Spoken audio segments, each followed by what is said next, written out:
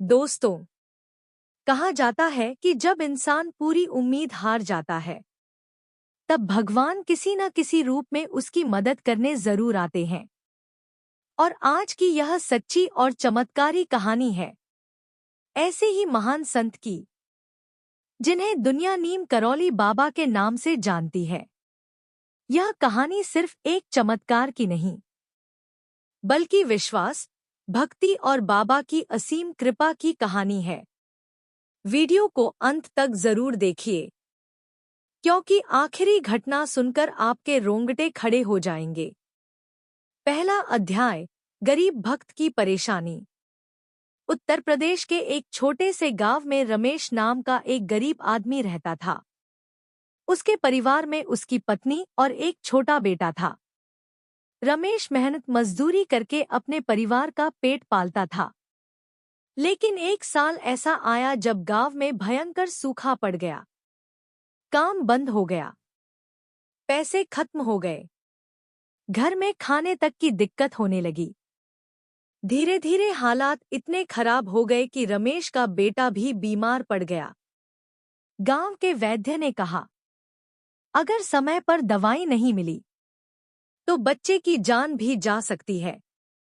यह सुनते ही रमेश की दुनिया हिल गई। उसके पास दवाई खरीदने तक के पैसे नहीं थे। वह पूरी रात रोता रहा। दूसरा अध्याय, बाबा के बारे में पहली बार सुनना। अगले दिन गांव में एक साधु आए। लोग उनसे आशीर्वाद लेने पहुंचे।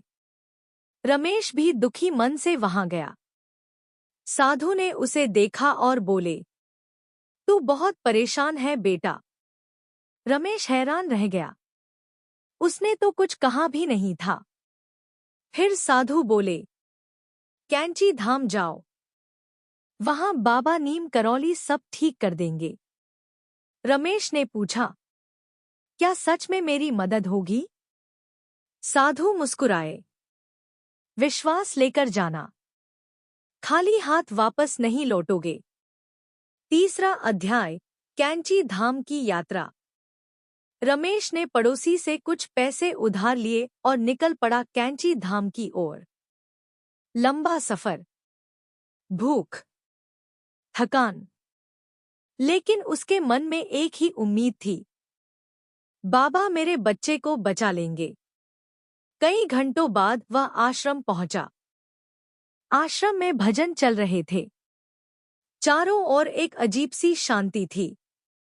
रमेश की आंखों से आंसू बहने लगे। चौथा अध्याय, बाबा से पहली मुलाकात। जैसे ही रमेश बाबा के सामने पहुंचा, बाबा मुस्कुराने लगे। बिना कुछ पूछे बाबा बोले, बेटा अब डर मत, तेरा बच्चा ठीक हो जाएगा। रमेश सन्न रह गया। उसने तो अभी तक अपनी परेशानी बताई भी नहीं थी। वह बाबा के चरणों में गिर पड़ा और जोर जोर से रोने लगा। बाबा ने उसके सिर पर हाथ रखा और बोले, हनुमान जी सब ठीक करेंगे।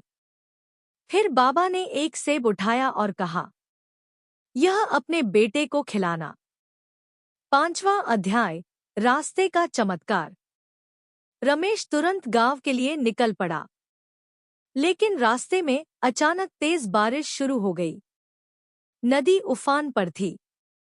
लोग कह रहे थे, आज नदी पार करना मौत को बुलाना है।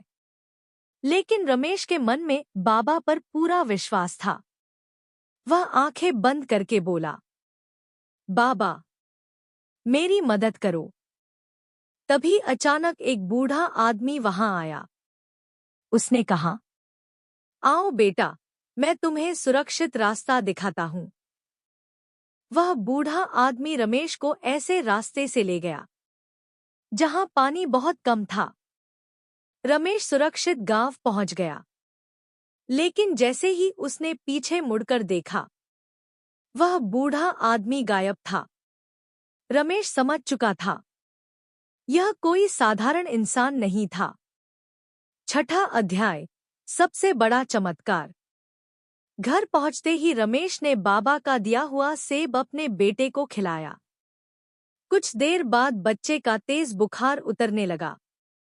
अगली सुबह वह बच्चा बिल्कुल स्वस्थ होकर उठ बैठा। पूरा गांव हैरान था। जिस बच्चे के बचने की उम्मीद खत्म हो चुकी थी, वह अचानक ठीक कैसे हो गया? रमेश रोते हुए बोला, यह सब बाबा की कृपा है। 7वां अध्याय, बाबा का अद्भुत संदेश। कुछ दिनों बाद रमेश फिर बाबा के दर्शन करने गया। इस बार बाबा हंसते हुए बोले, देखा, विश्वास में कितनी शक्ति होती है। फिर बाबा ने कहा, जब इंसान सच्चे दिल से भगवान को पुकारता है, तो मदद जरूर मिलती है।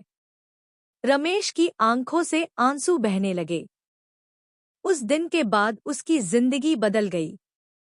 8वां अध्याय, गांव में फैली बाबा की महिमा। धीरे धीरे यह चमत्कार पूरे गांव में फैल गया। लोग दूर दूर से बाबा के बारे में सुनने लगे। कई लोग कैंची धाम जाने लगे। किसी की बीमारी ठीक हुई, किसी का घर बच गया, किसी की नौकरी लग गई। हर कोई एक ही बात कहता, बाबा आज भी अपने भक्तों की सुनते हैं। एंडिंग मैसेज, भावुक आवाज। दोस्तों, नीम करौली बाबा हमेशा कहते थे, सबसे प्रेम करो, सबकी सेवा करो और भगवान पर विश्वास रखो। कहा जाता है कि जो इंसान सच्चे मन से बाबा को याद करता है, उसे कभी अकेला नहीं छोड़ते।